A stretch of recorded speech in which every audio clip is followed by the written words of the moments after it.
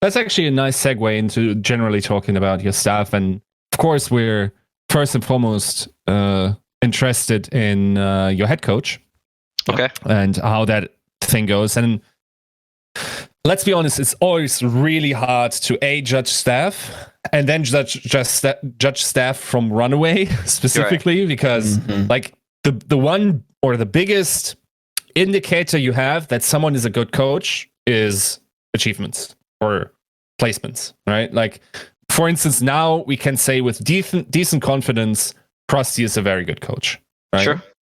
Now, of course, like Kuki doesn't have that history yet, given that he was a player, and of course he also coached for one of the well-established organizations in Korea. We know like that there's a history of that organization doing well with whatever head coach they have, right? And certainly, like people who know the internals know that the owner's also pretty hands-on generally.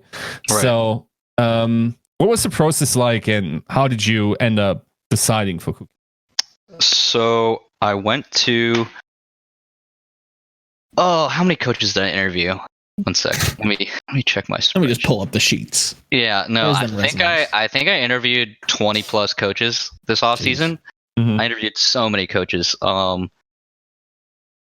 Yeah, so for head coach, for assistant coach, the most important is finding head coach first. So we kept Insight, just a segue or caveat. We kept Insight because he was really good for us last season. He solo coached a lot. But, you know, the players, we felt we needed more of a leadership figure at head coach. And Insight's a great coach, but, you know, he's more of a personal, like, one-on-one coach than, like, being able to control. Like, it's definitely a skill to control a team, right? 9 players. Or, you know, for us, 9 players, up to 12 players, plus staff, and delegate tasks. Like, it takes a certain type of person to do that. So like, Insight's really good. So we kept him as assistant coach, but we were going to search for a head coach. So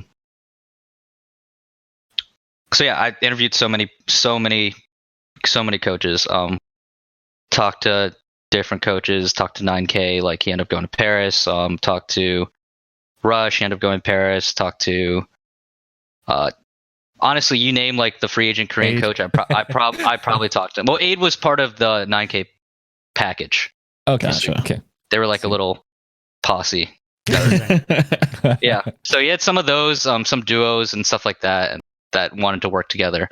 So yeah, I mean, most importantly, I looked at what we needed. It's like, okay, we need a flex DPS. Okay, like Kuki got recommended by players on our team, our current team, and then plus I talked to like Yehhh and Gamjin. They wanted to go where Kuki went, so that was a big part of, or like an added bonus to signing Kuki is like being able to have a leg up on the competition in terms of getting Yehhh and Gamjin, which is very important when it comes to off season when you're going after some of the top players and Korean contenders that can go anywhere because there's no draft, right? So like the rich can always get richer, and it's like we're the worst team. Like we need additional firepower to convince players to come. And they wanted a full Korean team, which there's not too many full Korean teams out there that aren't already like stacked to the gills with talent, right? Sure. And yeah, Kuki, he doesn't have too much head coach experience, but like he's 28. Like so for Koreans, like age is fairly important in terms of like level of respect, and like if they're older than all the players, then they have a level of respect just naturally from their age. It's part of the culture, and plus he's been through the army, so like we don't have to worry about losing him to military service. He's done the army thing. He's a former pro player, which I think is important. And yeah, I went to Korea, watched his like presence in the booth. I talked to Runner about him, talked to different players about Kuki, talked to Kuki himself, and he's also bilingual. Like that's really important for us because our owners, my bosses are, I'm not bilingual. I don't speak Korean. My bosses don't speak Korean. I think it's important to have someone that can bridge that gap. Even though we have translators, it's like if he wasn't bilingual, I wouldn't be able to just like talk to him in a room like, hey, what's up? Like have it more casual, just talk.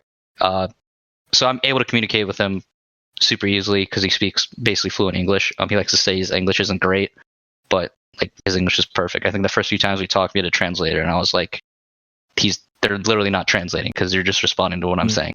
So yeah, happy to have Kuki. Interviewed tons of potential head coaches. But yeah, he just worked out really well for us. Bilingual, good coach, good recommendations. Helped us get players that we needed. So yeah, arguably one of the most important pickups, if not the most important pickup for us this offseason. Also, like, of course, a great storyline in terms of the revenge of Kuki. Just like he just came in and goes like, I got benched for you on the Valiant. I had to play main support. No, I can't bench you. Don't pull anything with me, kid. Like, no, Kuki's actually on the roster, so he'll be our main tank for. Right.